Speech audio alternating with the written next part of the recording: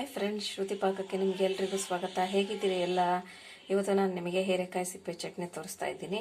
ಹೇಗೆ ಮಾಡೋದು ಅಂತ ನೋಡೋಣ ಬನ್ನಿ. ಅದಕ್ಕೆ ಏನೇನು ಬೇಕು ಅಂತ ಫಸ್ಟ್ ನೋಡ್ಕೊಳ್ಳೋಣ. ಮೊದಲು ನಾನು ಒಂದು ಬಟ್ಲು ಹೀರೆಕಾಯಿ ಸಿಪ್ಪೆ ತೊಗೊಂಡಿದ್ದೀನಿ. ಇದು ನಾನು ಹೀರೆಕಾಯಿ ಸಿಪ್ಪೆ ತೆಗಿಯೋಕ್ಕೂ ಮುಂಚೆನೇ ಹೀರೆಕಾಯಿ ತೊಳ್ಕೊಂಡ್ಬಿಟ್ಟು ಆಮೇಲೆ ಸಿಪ್ಪೆನೂ ಒಂದು 2-3 ಸಲ ತೊಳ್ಕೊಂಡಿದ್ದೀನಿ. ಒಂದು ಬಟ್ಲು ತೊಗೊಂಡಿದ್ದೀನಿ. ಕೊಬ್ಬರಿ ಅರ್ಧ ಬಟ್ಲು, ಹಸಿ ಕೊಬ್ಬರಿ ತುರಿ ಅರ್ಧ ಬಟ್ಲು, ಸ್ವಲ್ಪ ಕೊತ್ತಂಬರಿ ಸೊಪ್ಪು, ಹುರ್ಗಡ್ಲೆ ಅರ್ಧ ಬಟ್ಲು, 8 ಒಣಮೆಣಸಿನ್ಕಾಯಿ ತೊಗೊಂಡಿದ್ದೀನಿ. ಒಂದು ಸ್ವಲ್ಪ ಗೋಲಿ ಗಾತ್ರದಷ್ಟು ಹುಣಸೆ ಹಣ್ಣು ತೊಗೊಂಡಿದ್ದೀನಿ. ಆಮೇಲೆ 7-8 ಬೇಳೆ ಇದು ತೊಗೊಂಡಿದ್ದೀನಿ, ಬೆಳ್ಳುಳ್ಳಿ. ಆಮೇಲೆ ರುಚಿಗೆ ತಕ್ಕಷ್ಟು ಉಪ್ಪು ತೊಗೊಂಡಿದ್ದೀನಿ. ನೆಕ್ಸ್ಟು ಸಾಸಿವೆ ತೊಗೊಂಡಿದ್ದೀನಿ. ಈ ಚಮಚದಲ್ಲಿ ಚಿಕ್ಕ ಚಮಚ, ತುಂಬ ಚಿಕ್ಕ ಚಮಚ, 1/2 ಸ್ಪೂನ್ ತೊಗೊಂಡಿದ್ದೀನಿ. ಜೀರಿಗೆ ಇದರಲ್ಲಿ 1/2 ಸ್ಪೂನು, ಕಡಲೆಬೇಳೆ ಇದರಲ್ಲಿ 1 ಸ್ಪೂನ್ ಇದೆ. 2-3 ಗರಿ ಕರ್ಬೇವಿನ ಸೊಪ್ಪು ತೊಗೊಂಡಿದ್ದೀನಿ. ಅದನ್ನು ಕ್ಲೀನಾಗಿ ತೊಳೆದಿಟ್ಟಿದ್ದೀನಿ. ಒಗ್ಗರಣೆಗೆ ಎಣ್ಣೆ ತೊಗೊಂಡಿದ್ದೀನಿ. ಫ್ರೆಂಡ್ಸ್, ನಾನು ಜೀರಿಗೆ, ಕಡಲೆಬೇಳೆ ಆಮೇಲೆ ಸಾಸಿವೆನ 3 ಮಿಕ್ಸ್ ಮಾಡಿ ಇಟ್ಕೊಂಡೆ ಇವಾಗ. ಫ್ರೆಂಡ್ಸ್, ಫಸ್ಟು ಬಾಣಲೆ ಬಿಸಿ ಮಾಡ್ಕೋಬೇಕು. ಅದಕ್ಕೆ ಏನು ಒಣಮೆಣಸಿನ್ಕಾಯಿ ಹಾಕಿದ್ವಲ್ಲ, ಅದನ್ನು ಇಟ್ಕೊಂಡಿದ್ವಲ್ಲ, ಅದನ್ನೆಲ್ಲ ಸ್ವಲ್ಪ ಬಿಸಿ ಮಾಡ್ಕೋಬೇಕು.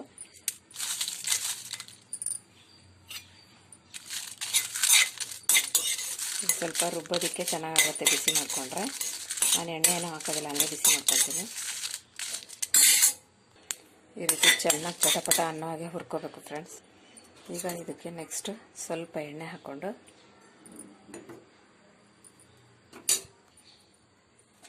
ಎಣ್ಣೆ ಬಿಸಿ ಆಗಬೇಕು ಚೆನ್ನಾಗಿ.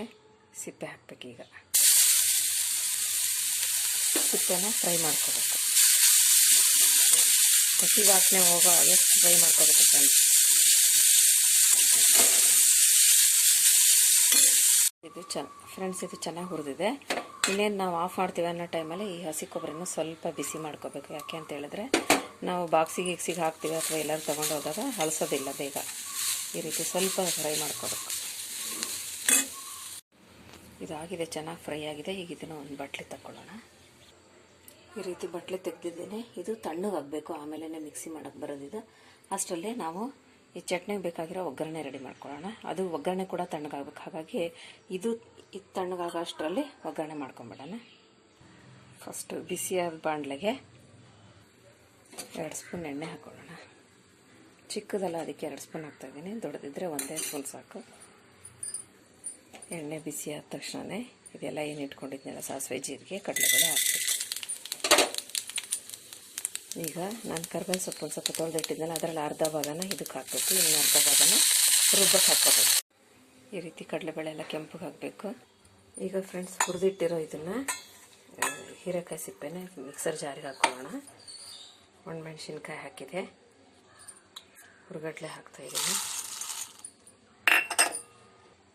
ಹುಣಸೆಹಣ್ಣು, ಬೆಳ್ಳುಳ್ಳಿ, ಉಪ್ಪು ಹಾಕಿದೆ. ಲಾಸ್ಟಲ್ಲಿ ಕೊತ್ತಂಬರಿ ಸೊಪ್ಪು ಹಾಕೋಣ.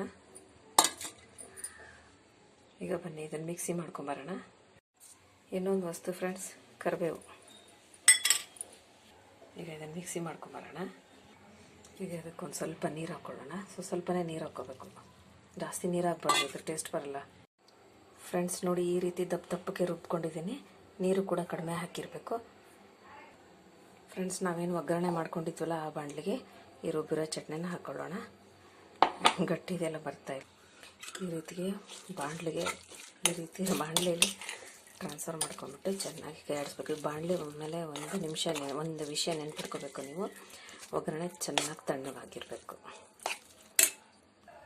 ಫ್ರೆಂಡ್ಸ್, ಈ ರೀತಿ ಚೆನ್ನಾಗಿ ಕೈ ಆಡಿಸ್ಬೇಕು. ರುಬ್ಬಿದ ಚಟ್ನಿನ ಒಗ್ಗರಣೆ ಮಿಕ್ಸ್ ಮಾಡಿದ ತಕ್ಷಣ ಚೆನ್ನಾಗಿ ಕೈ ಆಡಿಸ್ಬೇಕು. ಈಗ ಇದನ್ನು ಒಂದು ಬಟ್ಲಿಗೆ ತಗೊಳ್ಳೋಣ.